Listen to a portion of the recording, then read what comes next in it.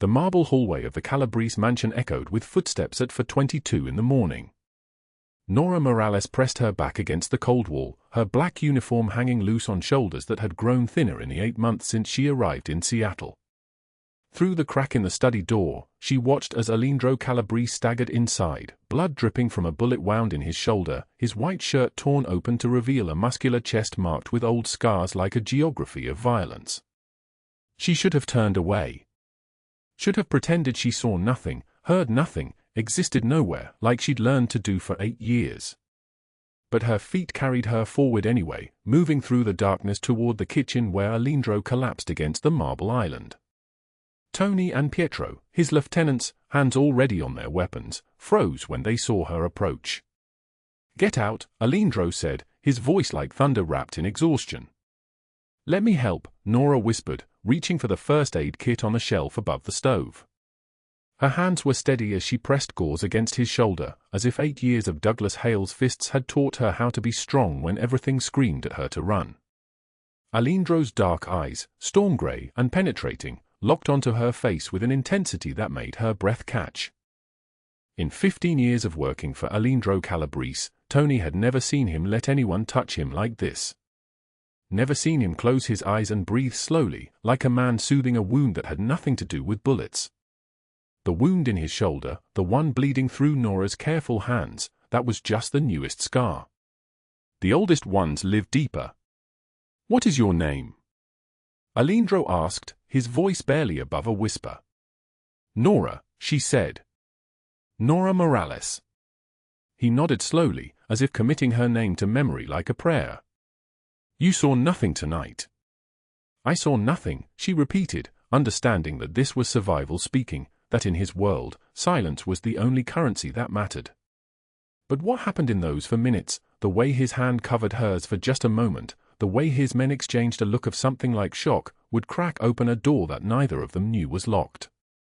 Now let us go back, 8 months earlier, to the day Nora Morales walked through the service entrance of the Calabrese mansion carrying nothing but a fake reference on paper so old it looked almost real, and $23 folded into the pocket of pants she'd worn for 3 days straight. The Seattle rain fell in sheets that morning, the kind of cold October downpour that turned the city streets into rivers of gray.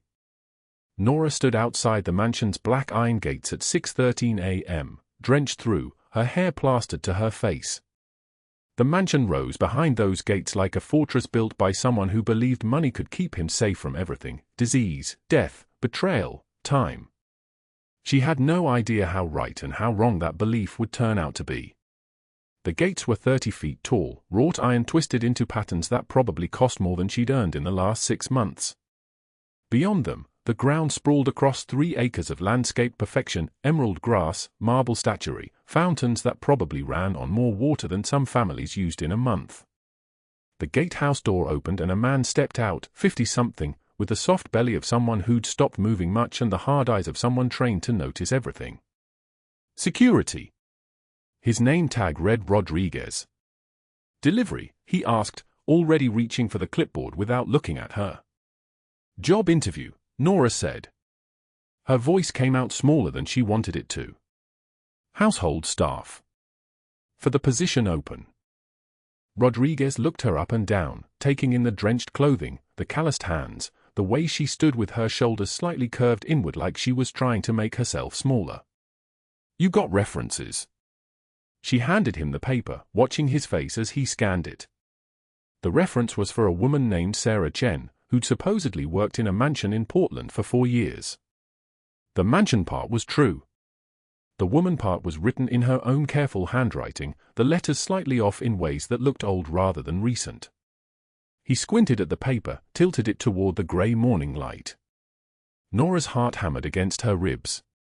She'd paid a woman at the library 50 cents to print it on old paper, and she'd aged it with tea and coffee, crumpling it and uncrumpling it 40 times until it looked worn enough to be real.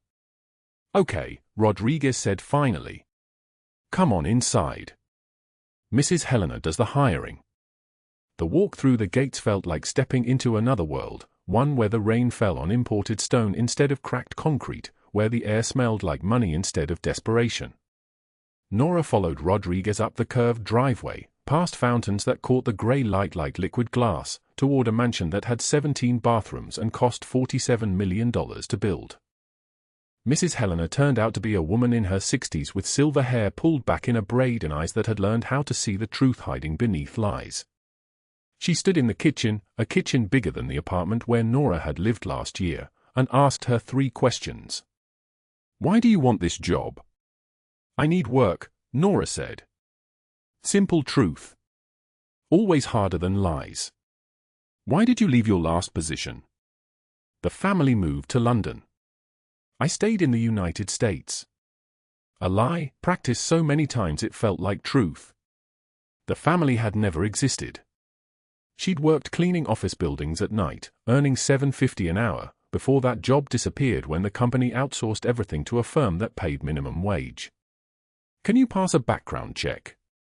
Nora's stomach dropped. She had a clean record, technically. Douglas Hale had made sure of that. No police reports filed, no emergency room visits documented, no allegations made. 8 years of fists and worse, and it all lived in her body, not in any official record that could be searched. "Yes," she said. Mrs. Helena hired her on the spot.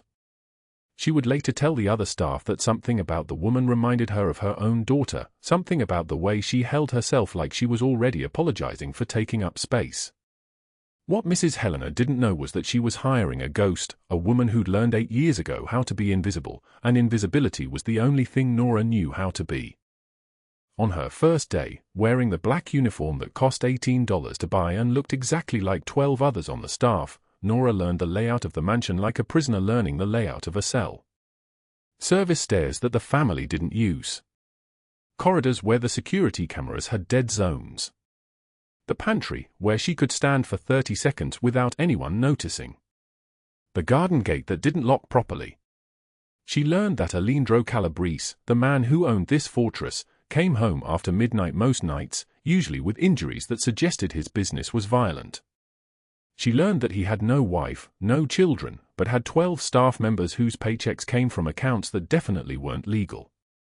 She learned that his mother had died when he was 7, and his father had died in prison when he was 14, and somewhere in the spaces between those 2 deaths, Aleandro had learned what it meant to survive. She learned these things not by asking, but by listening. By being the invisible girl in the black uniform who cleaned the study while Tony and Pietro stood guard, pretending she didn't hear their conversation about the shipment that came through on Tuesday, or the man who owed money and had to learn a lesson about loyalty. And she learned, without meaning to, that Aleandro Calabrese was the kind of dangerous that came from having nothing to lose. The kind that had saved her life in ways she didn't yet understand. 2 months into the job, she counted her savings at night in the small apartment she rented for $500 a month. She had $2,743. At this rate, she could stay safe for maybe 2 more years before running out of money. Before running out of places to hide. She didn't know that Aleandro had already noticed her. Didn't know that something in her careful movements reminded him of himself at 17, learning how to survive by becoming invisible. Didn't know that the man in the mansion was already watching her, already recognizing in her silence a language he'd spoken his entire life. Didn't know that in 4 months, when a bullet tore through his shoulder during a rival gang confrontation, it would be her steady hands that would change everything. The October wind moved through Seattle like a blade wrapped in ice, and outside the walls of the Calabrese mansion, a woman named Nora Morales was still waiting for someone to finally see her. 8 months earlier, the October wind had not yet come to Seattle. September hung heavy and warm over the city, the kind of afternoon that made people believe in second chances. Nora Morales stood at the service entrance of the Calabrese mansion at 5:32 in the morning, holding a black and white uniform on a hanger, her entire body trembling. Mrs. Chen, the head housekeeper, was a woman built like a fortress, 63 years old, silver hair pinned back so tightly her scalp looked painful, eyes that had seen every kind of suffering and decided not to be impressed by any of it anymore. She handed Nora the uniform without making eye contact. "Rules," Mrs. Chen said, her voice like gravel. "First, you do not look at Senior Calabrese. You do not look at his guests. You do not look at anyone with a face worth remembering. You keep your eyes on the floor, on the silver you are polishing, on the marble you are cleaning. Second, you do not speak unless you are spoken to. Not to the other staff. Not to the guards. Not to yourself. Silence is your best protection here. Third, the third floor west wing is forbidden. You do not go there. You do not ask why. You do not clean there. You do not think about what happens there. Is this clear? Nora nodded. Her hand shook as she took the uniform. The fabric was crisp and cold, like touching a blade. What is your name? Mrs. Chen asked. Nora. Nora Morales. Your name is now invisible, Mrs. Chen said. You are not Nora. You are staff. You are the girl in the black and white uniform. You are the hands that polish silver and scrub marble. You are not a person. You are a function. If you understand that, you will survive this job. If you do not, you will last 3 weeks and then something will happen that makes you leave. What will it be? Nora swallowed. I understand. Mrs. Chen's eyes finally met hers, and in them Nora saw something that looked almost like kindness. Good. You have the look of someone who has already learned invisibility. That makes this easier. The uniform fit perfectly. Nora changed in the staff bathroom, her fingers clumsy with cold fear. The black and white made her look like a ghost, like someone who had already stopped existing. She looked at herself in the mirror and saw a woman who had learned to disappear. That was the point, wasn't it? To become nothing. To become safe. The mansion swallowed her whole. She spent that first day learning the layout through her feet, through the rhythm of scrubbing and polishing. The foyer was marble the color of bone, so smooth and clean that a child could see their reflection in it. 6 chandeliers hung from the ceiling like captured stars, and Nora learned quickly that each one required 45 minutes to dust. The dining room stretched the length of a city block. The table could seat 24 people, and the silver serving pieces were so heavy that her wrists ached after the first hour. By day 3, she had memorized the rhythm of the mansion. The guards changed shifts at 6 in the morning and 6 in the evening. The kitchen staff arrived at 7. The office workers, men in suits that cost more than her yearly salary, came and went through the main entrance. No one looked at her. No one spoke to her except to point at a dust mark on a windowsill or indicate that a room needed mopping. On week 3, she was cleaning the hallway outside the study when she heard footsteps. Not the shuffle of tired security. Not the careful walk of other staff. These footsteps were unhurried, controlled, each one landing with the precision of a man who knew exactly how much space his body occupied in the world. Nora kept her head down. She was on her knees, scrubbing a baseboard that was already spotless. Her hands continued their circular motions. The footsteps came closer. She could smell him before she saw him, cologne and coffee and something underneath it that her body recognized as danger. He passed her without stopping. She didn't look up. But in her peripheral vision, she caught the impression of a man who was tall, maybe 6'2", with dark hair and the kind of presence that made the air feel thinner. His suit was grey, tailored so precisely that it looked like it had been painted onto his shoulders. A scar ran from his left eye to his cheekbone, thin and pale, like a blade had once tried to cut him in half and failed.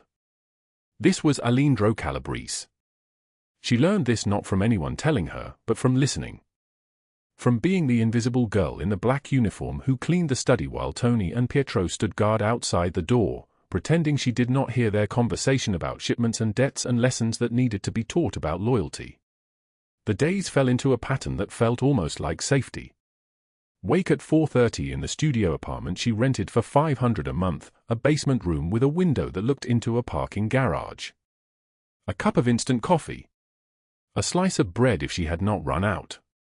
Walk 3 miles to the mansion because the bus fare added up. Work 12 hours. Walk home. Count her money. Sleep. Week 4, she had $932 in a plastic bag under her mattress. Nora sat on the edge of her bed one night and did the mathematics in her head. If she was very careful, if she did not get sick, if she did not have any emergencies, she could stay ahead of Douglas Hale for maybe 2 more years. Maybe 3. Long enough to disappear so completely that he would forget she had ever existed. On the windowsill next to her bed sat her grandmother's recipe book. The leather binding was cracked from age, and the pages inside were water-stained and fragile. But what mattered was not the recipes.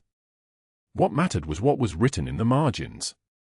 Neat handwriting that was not hers. Photographs tucked between pages. Dates. Names. Things that Douglas Hale would kill to find. Nora touched the book only once a week, to make sure it was still there. She did not open it.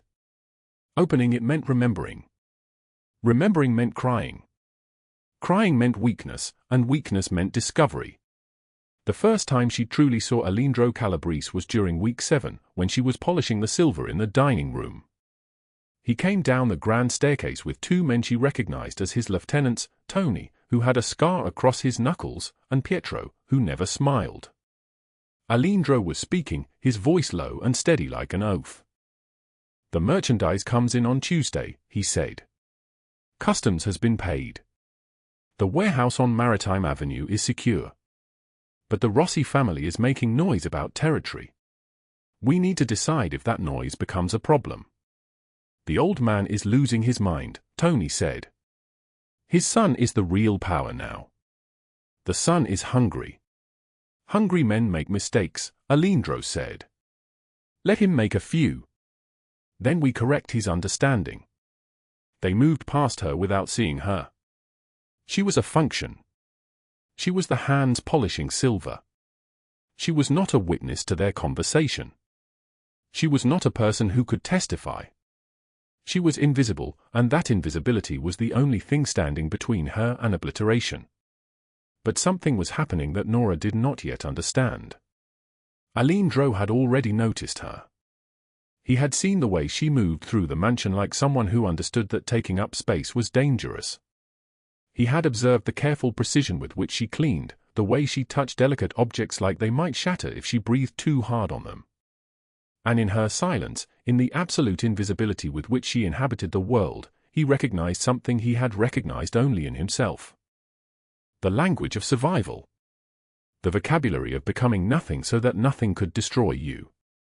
2 months into the job, on a night when the September heat finally broke and October wind came rattling through Seattle like a blade wrapped in ice, Nora sat on her mattress and counted her savings.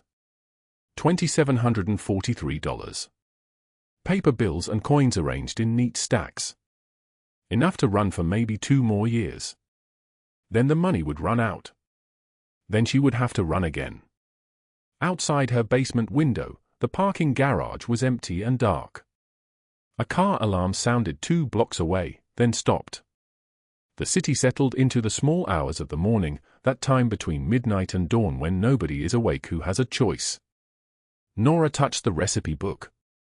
Her grandmother's handwriting. The recipes for dishes she had eaten as a child, when the world made sense, when men like Douglas Hale did not exist, when love was not something that came with bruises blooming across your skin like flowers you did not choose.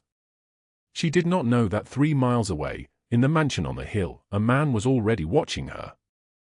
Already recognizing in her something he understood completely. Already deciding that invisibility, when it belonged to someone worth protecting, was the cruelest waste of all. What happened next was something no one could have anticipated. The moment that would transform both of their lives was only 4 months away. But that night, on a cold October evening in Seattle, Nora Morales was still just a girl in a black and white uniform, still just a function, still waiting for someone to finally see her and understand that underneath the invisibility was a person who deserved to be found. The kitchen was silent except for the sound of Nora's breath, steady and controlled, as she moved through the mansion at 5:45 in the morning. The marble counters gleamed under soft light. The espresso machine hummed its familiar song. She had been working at the Calabrese estate for 3 weeks now, ever since the night she'd pressed gauze against Aleandro's shoulder wound with hands that did not shake even though everything inside her was screaming. 3 weeks of invisibility maintained, of silence chosen, of moving through rooms like a ghost that the living world agreed to ignore. Until this morning. Aleandro Calabrese sat at the kitchen table in yesterday's clothes. His dress shirt was unbuttoned at the collar, the white fabric wrinkled from a night that had clearly not included sleep. His dark hair was disheveled, pushed back with the impatience of fingers that had run through it too many times. The scar that ran from his left eye to his cheekbone seemed deeper in the early morning light. A map of violence survived. He was drinking coffee black, no sugar, and his storm-grey eyes lifted to meet hers the moment she entered the room. "Nora," he said. Her name. He said her name like it meant something. She froze. The coffee pot trembled slightly in her hand. Every instinct screamed at her to turn, to leave, to make herself smaller. To become the nothing she had spent 8 years perfecting. "Look at me," Aleandro said. Not a command delivered with cruelty. Something gentler underneath it.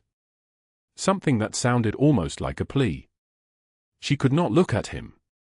Her eyes fixed on the floor, on the space between them, on anything that was not his face.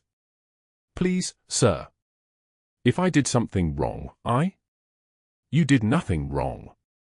Sit down." He gestured to the chair across from him, the one where she had saved his life 3 weeks earlier. "Please, Nora. Sit." She sat because refusing would require a strength she could not find. The chair held her weight. The morning light touched the side of her face.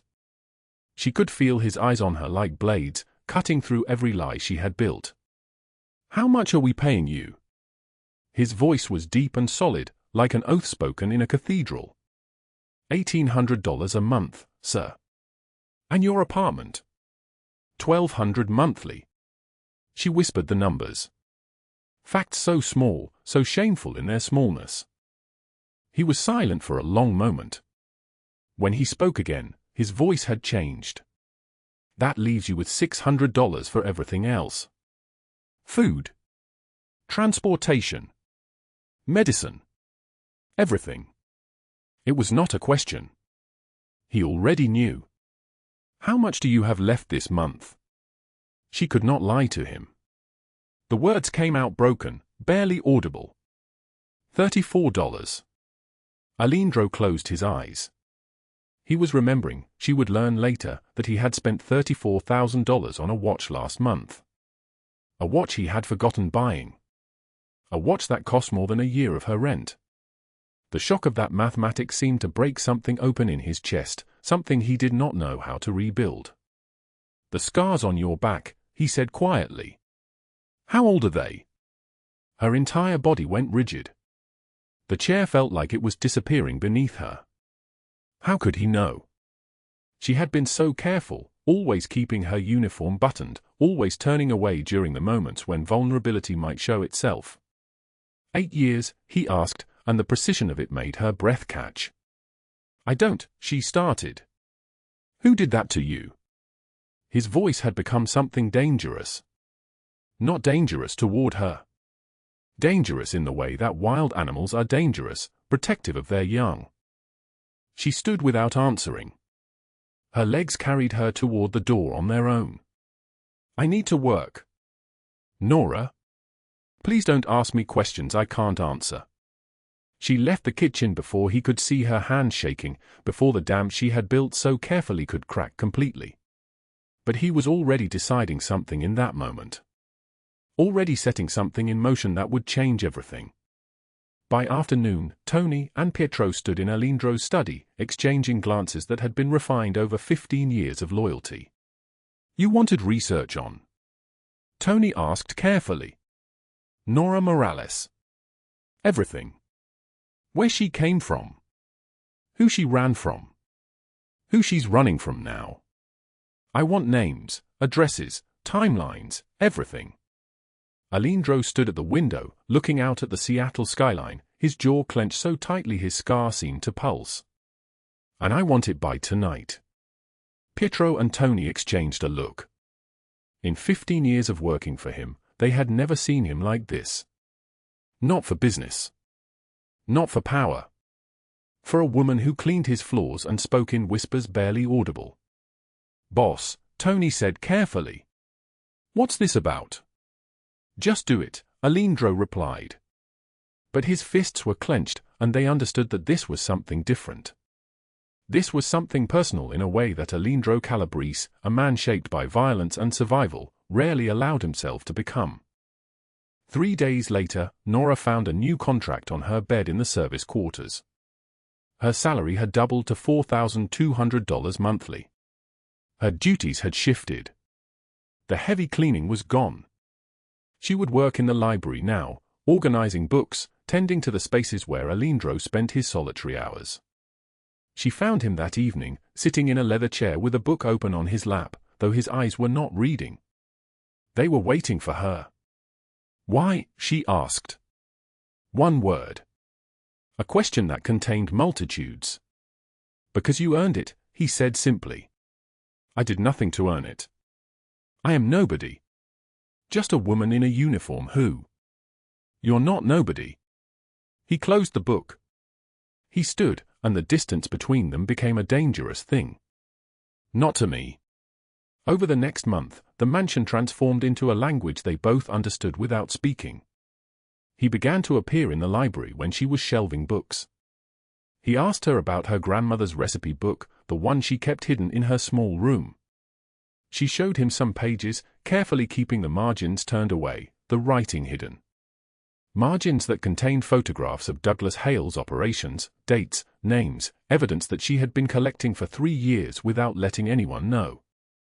He told her about growing up in South Seattle with a father whose fists were faster than his words. About clawing his way out of poverty through means he did not discuss but she could read in the scar tissue of his knuckles. She listened with something that looked like recognition, like someone who understood the language of survival spoken by the broken. "My father left marks too," she said quietly one evening. Not her father. But she could not say that name yet. Could not speak Douglas Hale's name into existence. "Where is he now?" Aleandro asked. "Gone." "I made sure of that." She touched the recipe book. "I saved myself." Meanwhile, 3 miles away in a downtown office building with floor-to-ceiling windows overlooking the city, a man sat scrolling through private investigator reports. Douglas Hale, 52, with silver threading through his black hair and eyes that had learned to look at human beings as inventory. He was wealthy now. The human trafficking network that spanned 3 states had made him wealthy. $22 million in the past 5 years, accumulated through the suffering of women and girls who had no one to protect them. He had spent 8 years searching for one of them, the one who escaped, the one who took money and documents and disappeared into Seattle like she had never existed. Until now. A corrupt clerk at the mansion had provided a staff registry. There, in the list of housekeeping employees, was the name Nora Morales. The photograph was recent. It was her. After 8 years, he had found her. His smile was the smile of a man who understood that revenge was a currency that could be spent in ways that brought greater satisfaction than money ever could. That same evening, at a waterfront restaurant where the Seattle rain fell in sheets against the windows, Douglas Hale met with Rachel Dawson. She was 45, elegant in the way that inherited money and careful cruelty could make a person elegant. Her charitable foundation occupied 3 floors of a downtown building. Her connections to Seattle City Council and Police Department were worth more than any legitimate business could generate. She was, in every way that mattered, the female counterpart to Hale's darkness. "Your missing girl works for Aleandro Calabrese?" Rachel asked, studying the photograph he had slid across the table. "Unfortunate," Douglas replied. "For her. But possibly useful for us." Rachel's eyes narrowed. She had been looking for leverage against Calabrese for months. His waterfront operations interfered with her shipments, with the inventory that moved through Seattle's shadows. "You want her back?" "I want him destroyed. The question is whether one person can be worth both. She's the only one who got away. The only one who knows enough to testify. If she disappeared, he would burn the city looking for her." "Then she disappears," Rachel said, and ordered another glass of wine. "We help each other. You get your girl. I get my leverage." And Aleandro Calabrese gets a very expensive lesson in understanding what happens when you interfere with people more powerful than he is. The plan was simple. Wait for the right moment. Create the pressure that would force Nora to run. And when Aleandro came looking for her, as he inevitably would, they would be waiting. At the mansion, life continued its careful rhythm. Emma, Tony's 6-year-old daughter, visited one afternoon. She was small, with dark curls and eyes that had not yet learned to be suspicious of the world. Nora was the only staff member who paid her attention, who let her help with small tasks, who listened to her stories about school and flowers and the color blue. Emma drew pictures for Nora, intricate crayon drawings of houses and gardens and 2 people holding hands. She called her Miss Nora, and the way she said it made Nora's heart break and heal in the same moment. "Do you have children?" Emma asked one afternoon, sitting on the kitchen counter while Nora prepared lunch. "No, sweetheart. Not yet." "You would be a good mommy," Emma said with the absolute certainty of childhood. "Everyone else leaves. I don't want Miss Nora to leave." Nora pulled her close, breathing in the scent of innocence, of a future that might still be possible if she could survive long enough to reach it. But she did not know that the hands of fate were already moving, that the man from her past was already in motion, that the woman with perfect makeup and a perfect reputation was already coordinating the destruction that would come. What happened next would test every instinct of survival she had spent 8 years cultivating. And it would change Aleandro Calabrese in ways that neither of them could yet imagine. The phone call came at 4:51 p.m. on a Tuesday, while Nora Morales stood at the bus stop on Pike Street, her work uniform still damp from a spilled coffee she'd cleaned up 30 minutes before her shift ended. She had $34 in her wallet. $4 more than yesterday. The bus was late, and the Seattle rain fell sideways, cold and brutal, soaking through the thin jacket she'd bought at a thrift store 3 months ago for $8. Her phone rang. Unknown number. She almost didn't answer. But something in her chest went very still when she heard the voice on the other end. Deep, familiar, wrapped in 8 years of terror like a rope around her throat. "Hello, Nora. It's been 8 years. Time to come home." The phone fell from her hand. It clattered against the wet pavement, the screen still glowing. Nora couldn't move. Couldn't breathe. Her vision narrowed to a single point of light, everything else spinning into black. Douglas Hale. The man whose hands had left marks on her body that still ached when the weather turned cold. The man she had run from in the middle of the night with nothing but the clothes she wore and a prayer that God still listened to people like her. She picked up the phone with trembling fingers. The call had ended. But then the texts came, one after another, each one landing like a punch. First text, a photograph. Her apartment building. The one Aleandro had found for her, the one with the blue door and the window that faced east toward the mountains. Her home. Second text, another photograph. Emma. Little Emma with her dark curls, playing in the yard outside Tony's house, laughing, reaching for a dandelion. A 6-year-old girl who had drawn pictures of Nora and said, "Everyone else leaves." Third text, words that burned like acid. $22,000 in 7 days or the little girl learns what you learned. And I'll destroy Calabrese in the process. My partner has federal connections. We can make him disappear. You know I keep my promises, Nora. You learned that very well. Nora sat down on the bench. The rain soaked through her uniform, through her skin, into the core of her. A man walked past, glanced at her, looked away. Nobody saw her. Nobody ever saw her. She was a ghost, transparent, invisible. That night at 2:06 a.m., Nora stood on the Aurora Bridge. The bridge stretched out over black water, stretching into nothing. Snow fell steadily, accumulating on the railings like ash, like the dust of everyone who had ever jumped. The water below was 180 feet deep. She had read that once, in a moment of dark curiosity, back when survival still seemed possible. She had $4,000 saved. $18,000 short of the price of her own life. If she told Aleandro, Hale would hurt Emma. Would frame him. Would destroy everything the man had begun to build with patience and gentleness she did not know powerful men possessed. 8 years of running, of hiding, of being nobody, and the monster had still found her.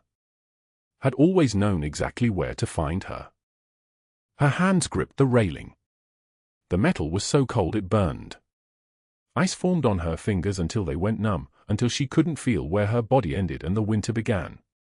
She thought about letting go. Just opening her hands. Just stepping into the wind and the dark water and the mercy of an ending. No more running. No more fear. No more being the reason that other people suffered. But then her phone vibrated. A text from Tony's number. A photograph of a drawing, crayon on white paper. A girl with long hair and a smile, surrounded by red and pink and purple hearts. Underneath, in careful block letters written by a first grader, the words, "I love Miss Nora." Nora stepped back from the railing.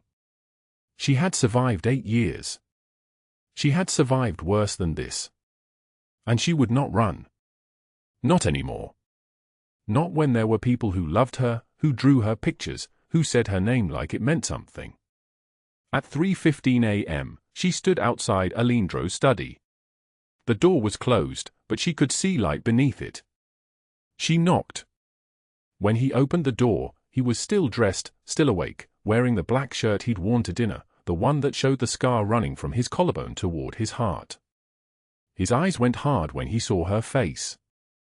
"What happened?" he said. Not a question. A demand. Nora told him everything. She started with the night she ran 8 years ago, and she did not stop until she had told him all of it. The hands that came without warning. The rooms with no windows. The other women whose names she had memorized because names were the only thing Hale could not take from them.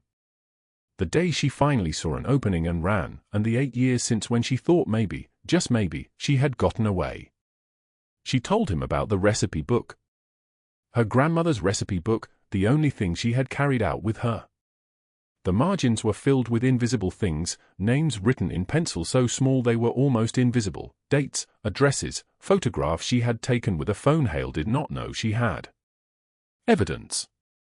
8 years of evidence she had been too afraid to use. She told him about the photographs of Emma. About the $22,000 he was demanding. About the promise that he would destroy Aleandro if she didn't comply. When she finished, Aleandro was silent. His jaw was clenched so tight she thought his teeth might crack. His hands were fists, the tendons in his forearms standing out like rope. Then he moved toward the phone. Not to his men. He picked up the landline and dialed a number he clearly knew by heart. "Agent Reed," he said when someone answered on the other end. "This is Calabrese. We have a situation. Federal jurisdiction. Human trafficking ring operating out of Seattle. I have a witness and evidence. The operation is run by a man named Douglas Hale and a woman named Rachel Dawson." Yes, that Rachel Dawson, the philanthropist. He listened. He said, "Dawn. Tomorrow at dawn. You bring federal. I'll provide coordinates." Then he hung up. He looked at Nora, and she saw something in his face that made her understand why men feared him. But it was not aimed at her. The fury in his eyes was focused entirely outward, toward the monster who had dared to threaten what was his. "You are not alone anymore," he said. His voice was like thunder, like the sound of storms breaking over cities. Not ever again. What happened next happened in 36 hours. It happened in the way that power moves when it is certain and organized and aimed at a single point of destruction. At 5:16 a.m. on December 19th, federal agents in tactical gear moved through Douglas Hale's warehouse like ghosts. 12 of them, silent, trained, methodical. They found 17 women locked in rooms on the second floor. 17 women who had been nobody, who had been invisible, who had been merchandise. Douglas Hale tried to run when he heard them coming. He made it as far as the loading dock before his legs gave out. He fell to his knees on the concrete, hands raised, begging. "You don't understand," he said, his voice cracking like the voice of a child. "I have connections. I have money. I have." Agent Marcus Reed placed the handcuffs on his wrists. "You have nothing," Reed said. 40 years. Federal sentencing for human trafficking, conspiracy to commit racketeering, sexual abuse, false imprisonment. 40 years, and when you come out, there won't be a place in this country that will have you. Hale collapsed, trembling like a cornered animal. His face was the color of ash. His hands shook in the metal cuffs. He tried to speak, but only sounds came out, broken and desperate and finally, powerless. At the same hour, at Rachel Dawson's mansion on Capitol Hill, FBI agents arrived while she was still asleep. They came to her bedroom door with a warrant and a photograph of wire transfers, of bank accounts in offshore locations, of her signature on documents authorizing payments to Douglas Hale's operation. She tried to maintain composure when they placed the handcuffs on her wrists. She tried to smile, to turn on the charm that had gotten her through 15 years of social climbing and philanthropic galas. But when they led her out of her mansion past the reporters waiting on her front lawn, when the cameras flashed and the questions came in a flood, something in her face broke. They broadcast it on every news channel. The wealthy philanthropist, the woman who had spoken at charity events, the woman whose foundation had supposedly saved lives, led away in handcuffs, her reputation crumbling like ash in the wind. Her face was everywhere. On every screen, every news outlet, every social media platform. By evening, 2.3 million people had seen the footage. By the next morning, it was international news. Not death. Death would have been too quick, too easy, too merciful. Instead, federal prison. Instead, systematic destruction. Instead, the knowledge that she would spend decades in a cell, and when she came out, there would be nothing left of her except a name that meant shame. That night, Nora watched the news in Aleandro's study. The screen showed Hale being led into a federal courthouse. They showed Dawson's mugshot, her perfect makeup running, her perfect hair falling into her face. They showed the 17 women being helped into medical transport, being treated, being saved. Aleandro's hand rested on her shoulder. His presence was like a wall, like a shield, like a promise that nothing would ever hurt her in this way again. 8 years, Nora whispered. 8 years and I was still running. "You are not running anymore," Aleandro said. His voice was steady, solid like stone. "You stopped running the moment you decided to stay." Outside, the December snow continued to fall. It accumulated on the windows, on the city streets, on the bridges and buildings of Seattle. The water below remained black and endless, but Nora did not think about it anymore. She thought instead about Emma's drawing. About the heart she had colored with such careful focus. About the simple fact that someone, somewhere, had loved her enough to make that drawing and send it through the snow. After the rain, the sky clears. And sometimes miracles come from the most unexpected places. 3 weeks had passed since the federal marshals led Douglas Hale and Rachel Dawson away in separate vehicles, their faces broadcast on every screen in America.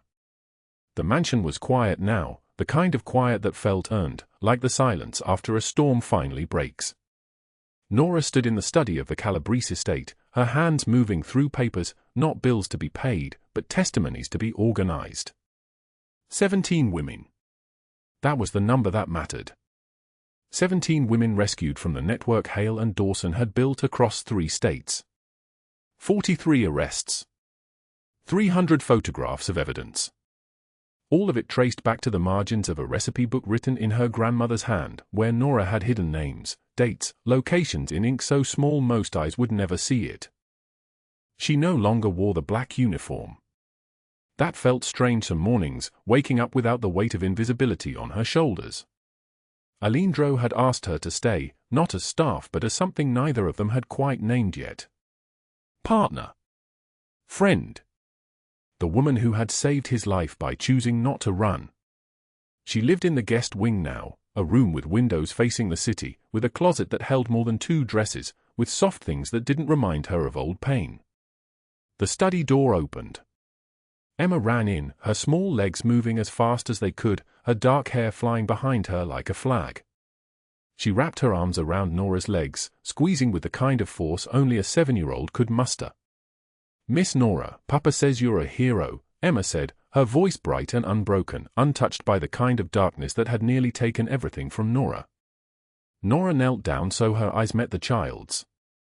She took Emma's small hands in hers, careful and reverent, like she was holding something precious that could break. "I'm just someone who decided to stop running," Nora said, and the truth of it settled in her chest like a prayer answered. Tony appeared in the doorway moments later, his massive frame filling the space. He watched the two of them, Nora and Emma, with an expression Nora had seen before. It was the look men gave when they were witnessing something that changed how they understood the world. He stepped forward and extended his hand to Nora. She stood, and he took her fingers gently, with reverence that seemed out of place on a man who had spent decades in the Mafia underworld. "You saved my daughter's life," Tony said, his voice steady like oak. "Whatever you need, you have family here. All of us do. Not because of what you did. Because of who you are." Nora's throat tightened. Family. The word had no meaning in her old life, had been a thing taken from her piece by piece until she had nothing left to lose. Now it meant Tony's hand on hers. It meant Emma's arms around her legs. It meant a room with windows and a future that didn't require her to disappear. The evening came early in December, the sun collapsing at 4 o'clock, leaving the city to the darkness and the snow. Nora found herself on the mansion's terrace, the one overlooking the city lights and the water beyond. She wore a sweater Aleandro had bought her, soft wool in deep grey, the kind of garment that cost more than she used to make in a month. In her hands, she held her grandmother's recipe book. Not hidden anymore. Not filled with only evidence. The margins now contained something else, the names of women who had been helped, dates when they walked free, small notes about their futures. Elena is studying nursing. Marcos dreams of opening a bakery. Rosa smiled for the first time in 8 years. The snow fell soft and steady, accumulating on the stone railing, on her hair, on the pages of the book she held open like a hymnal. Aleandro appeared beside her without announcement, the way he moved through the world with such quietness that powerful men somehow develop. He wore no coat, just the expensive linen shirt beneath a suit jacket worth more than most people's houses. She had seen him like this 4 months ago in her apartment, bleeding from a bullet wound, and she had chosen to stay instead of running. That choice had changed everything. "When I followed you that night," he said, his voice low and measured like water, "I saw your apartment. I saw the scars on your back. I saw you counting bread money like it was gold. I saw someone surviving on the edge of everything." Nora turned to him. Her hair was wet with snow. Her eyes were bright. "But I didn't see who you really were," he continued. "Not then. I thought I was saving you. I didn't understand that you were saving me." "Who am I?" she asked, and the question held all of it, every year of running, every moment of invisibility, every decision to gather evidence in the margins instead of giving up. "The strongest person I've ever met," Aleandro said. He reached out and took the recipe book from her hands, looking at the names written in the margins. His throat moved. "You gathered evidence while living in hell. You protected women you'd never meet. You faced down your nightmare to save a child who didn't belong to you. 8 years, Nora. 8 years and you never stopped. You saw me when I was invisible," she said. "You made me believe I was worth saving." "You were always worth saving," he said. His hand found hers. His skin was warm against the cold. "I just had the privilege of being here when you were ready to save yourself." He stepped closer. The snow continued to fall around them, each flake a small miracle, each one distinct and unrepeatable. "I'm not good at this," Aleandro said. "At feelings. At words. But you are Nora, you changed everything. You're not invisible. Not to me. Never to me." She moved toward him like the decision had been made long before this moment, in that apartment when she chose to stay, when she chose to trust, when she chose to let someone see her. I spent 8 years believing I'd never be safe enough to love anyone, she whispered. But you, Aleandro, you made me want to try. He kissed her as snow fell around them, two people broken by violence choosing to mend each other in the quiet of the December night. His hand was gentle on her face, careful, like she might disappear if he wasn't tender enough. And she kissed him back like she was no longer running, like she had finally found a place to stop. From the study window, Tony watched with Pietro beside him. In 15 years of serving under Aleandro Calabrese, Tony had never seen his boss like this, vulnerable and human and happy. He shook his head slowly, a smile spreading across his scarred face. I didn't think it was possible, Pietro said quietly. Neither did I, Tony replied. But look at him. Look at her. It's possible. Maybe that's the real miracle. 6 months later, spring had returned to Seattle.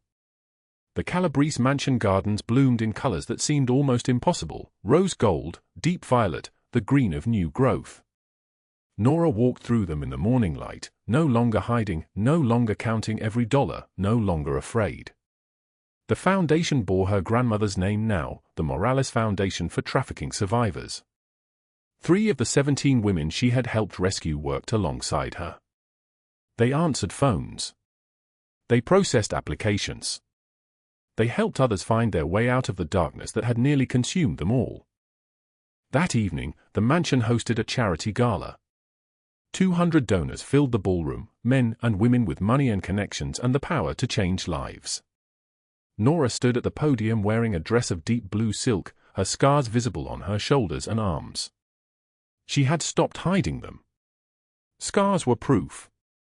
Scars were proof that you had survived. I was invisible, she said, her voice steady and strong, filling the room like a bell. I was a woman who did not matter enough to see. And then one man looked at me. Not because I was beautiful or useful or valuable. He looked at me because I was human. He looked at me and saw someone worth saving. And that changed everything. She paused, looking out at the crowd. Aleandro stood against the far wall, his arms crossed, his dark eyes burning with pride and something deeper, love, maybe, or the closest thing a man like him knew how to give. 17 women in this room tonight walked through the doors of our foundation. They were invisible. They are visible now. They have names. They have futures. They have families who love them. And it happened because someone was brave enough to stop running and start fighting.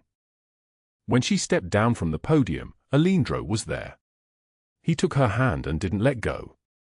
In his study later that night, with the gala finished and the mansion finally quiet, Nora placed her grandmother's recipe book on his desk. She opened it carefully to the margins where it had all begun. I want to show you something I've never shown anyone, she said. Aleandro leaned forward. The pages revealed not just evidence, but a journal. Names of women helped. Dates they walked free. Small notes about their lives now. What they wanted to become. What they had survived. You turned your nightmare into a map for others to escape, he said, his throat tight. You taught me I didn't have to run alone, she replied. They stood together at the window overlooking the garden where Emma played with other children, laughing without fear. Douglas Hale was in federal prison, 40 years stretching before him like a sentence with no parole. Rachel Dawson served 38 years in a different facility, her name synonymous with cruelty and greed. 17 women walked free. 43 traffickers arrested across 3 states. And Nora Morales, invisible maid, trafficking survivor, secret keeper, stood beside the most powerful man in Seattle as something she never imagined possible. She was whole. She was seen. She was free. After the rain, the sky clears. And sometimes miracles come from the most unexpected places. If this story touched your heart, drop a like right now. Share it with someone who needs to hear it, someone who has forgotten their own worth, someone who is still running, someone who needs to know that invisibility is never permanent. Subscribe because tomorrow we have another story about people who refuse to stay invisible. And remember this, you are never as alone as you think you are. Someone sees you. Someone believes you're worth saving. Sometimes you just have to be brave enough to let them in.